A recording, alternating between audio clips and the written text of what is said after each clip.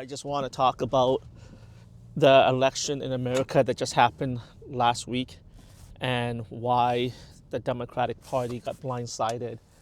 And a lot of people are analyzing it and stuff. So here's my take. As some of you guys know, I run an MMA gym.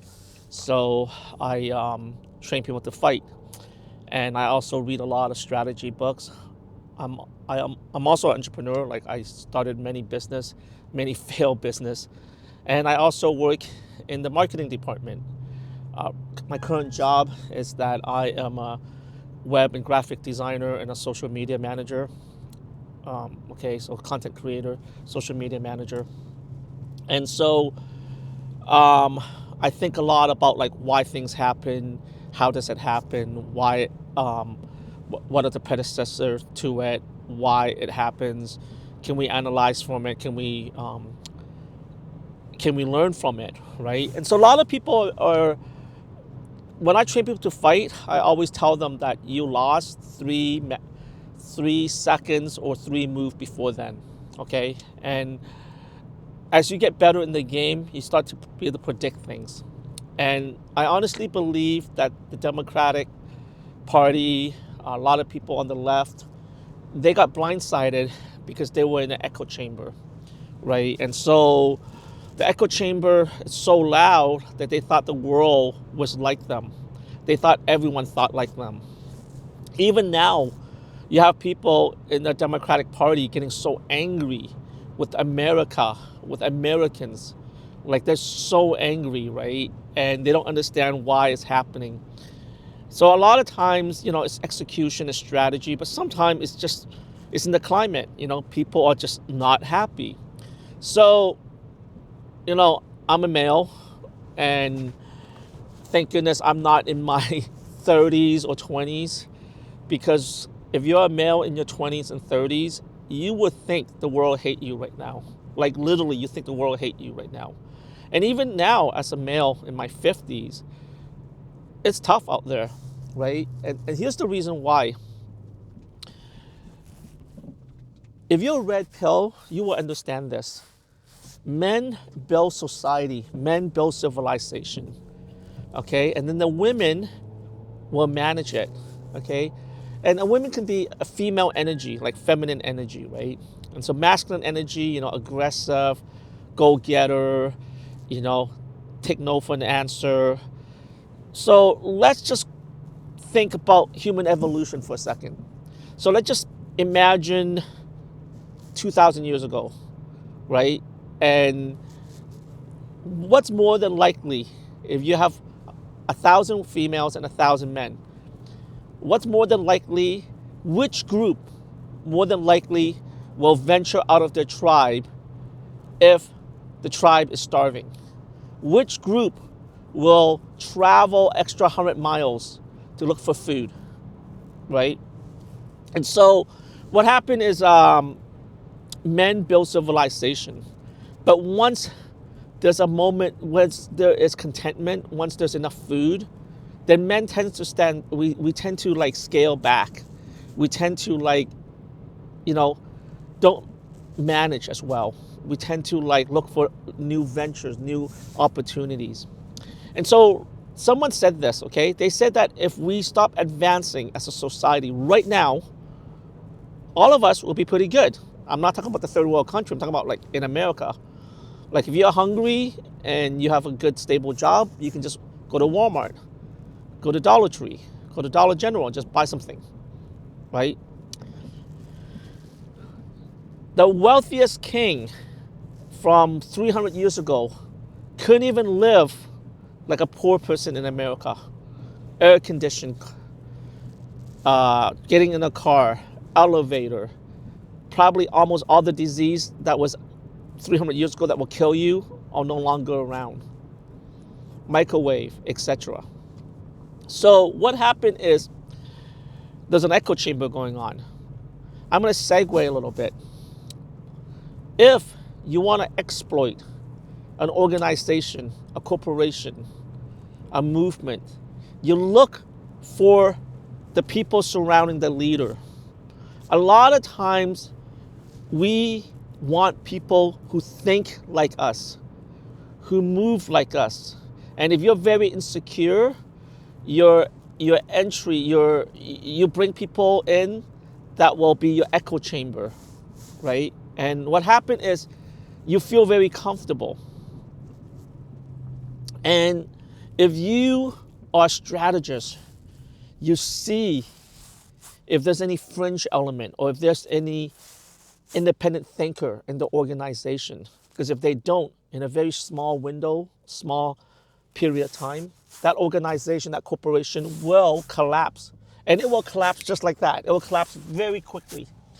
All right? Look at Kmart. Look at Sears, okay? These are Kodak. These are big, big organizations, right? And they had opportunities to innovate, and they couldn't innovate because they are so caught up by the gatekeepers, okay? When you apply for a job, a lot of times the manager doesn't even look at the resume.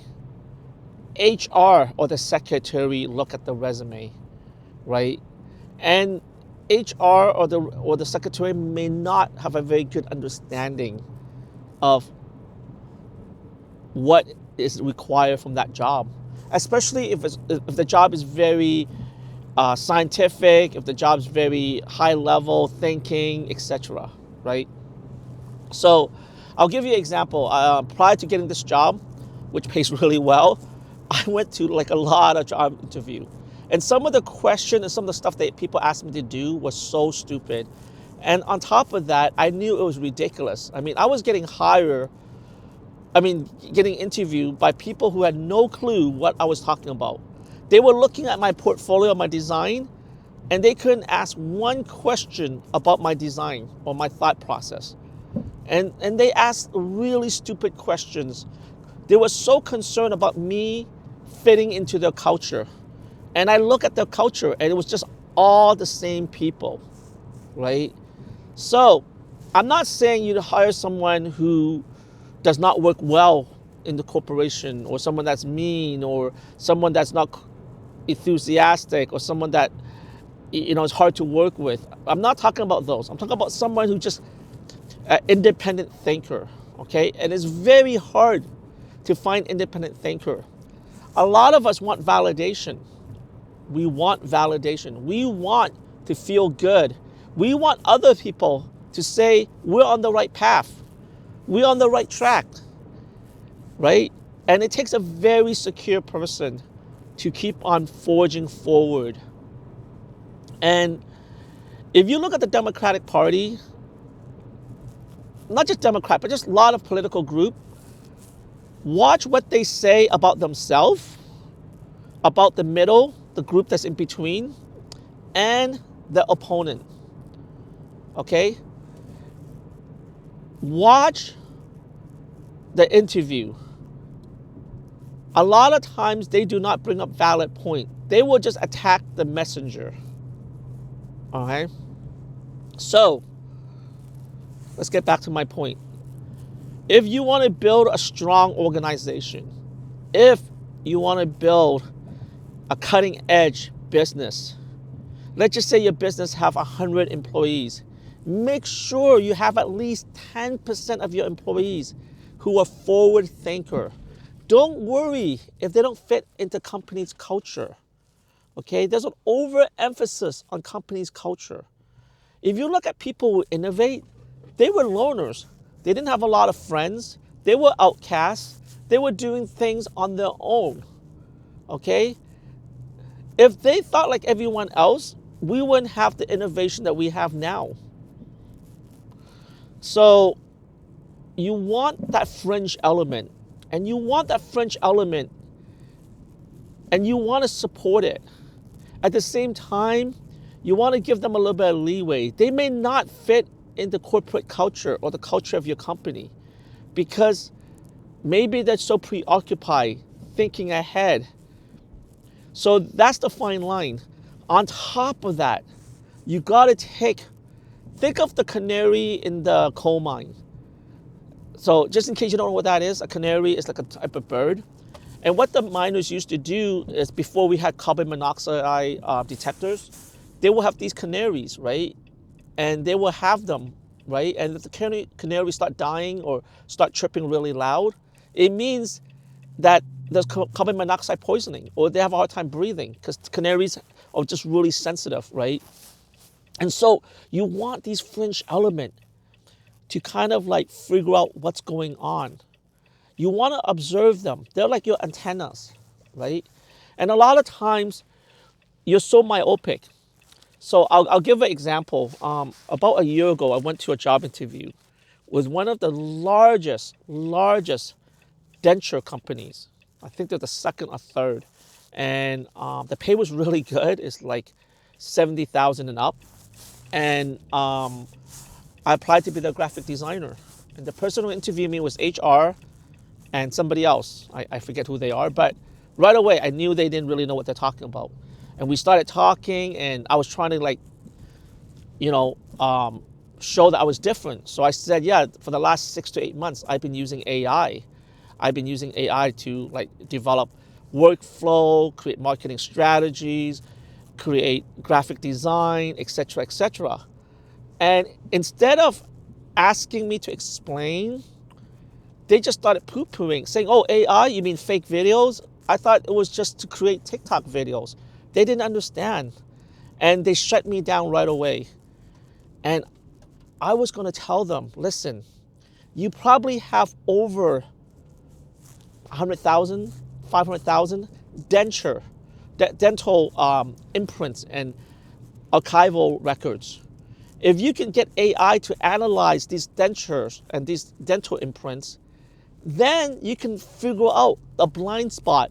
Maybe 50, 60% of the population at a certain age need a certain type of dentures or dentals or whatever. Like you will, whenever you're sitting on huge amount of data, this is where AI can be employed, because AI can help you sort through the information, provided that you use it correctly. Think of it as a tool, right? And they shut me down. They didn't ask me what was I doing, why AI, like spend 5 extra minutes talking to me. Instead, they poo-poo me, and then they escort me out of the door. They thought I was kind of weird. They thought, they asked me like, why do I have all these interests? They thought I was a little bit overqualified. They thought that I'll get bored designing dental brochures and dental posters and crap like that. And I'm like, yeah, I might get bored, but the money is really good. And I look at your website, it's horrible. I look at your Instagram, it's horrible. Like, I didn't say those things. I just say, yeah, like, and then I casually ask, like, who's doing your website? And they go, oh, one of the dental technician, they taught themselves how to do website. And I'm looking at it, I'm like, yeah, I can kind of tell. I mean, it's okay, it's functional, but there's a lot of things that can be better. I didn't say that. I just say, oh, okay. And they didn't ask. They didn't ask. They could have asked. Say, hey, can you tell us how would you improve on this website? What can you do? And I would tell them about, creating a landing page, creating a marketing funnel. There's a couple of things here missing there and here and there. The website looks dated. It looks like it's from 6-7 years ago, etc., right? Same with the Instagram post. They're not leveraging it correctly. There's so many things that they cannot capitalize on. The fact that I took my time out, now they took their time out, but it's reconnaissance mission for them. It's free research and development, right? If they're paying me a crap load of money and I'm coming in for an interview, I must be a pretty smart guy. So let's use some reconnaissance to figure out what I'm talking about. Use me as research, right? I'm not part of your company. I'm out there thinking and doing stuff that are unique, that's different. Anyways, guys, getting back to the Democratic Party and how they lost really bad, okay? They thought that by putting on music concert, by getting celebrities and musicians and actors and actresses also to endorse them and put on concerts. The latest news said that the Democratic Party is $20 million in debt. the campaign portion of the Democratic Party because they overspent, right? They had almost $1 billion and they're $20 million in debt, while Donald Trump only had $400 million. And Donald Trump, I think, don't quote me on this, used over half of it for the staff, while the Democratic Party used, I think, 70% of it to pay for celebrities and auditorium and stuff like that. They were the lazy kid. They thought that they can buy their way to a win in the election. You know what I mean? It's like trying to impress a girl with beautiful clothing and a nice fancy car. You know what I mean? And they keep on putting down men. Like, you know what? Go and look at a construction worker. Go look at a plumber. Go look at a carpenter. Go look at a farmer. Look how hard they work, right? Right now, there's a huge backlash. They keep on saying men are stupid. Like right now in the university system, men are opting out of going to university because they can't get a job and a lot of courses are BS, right?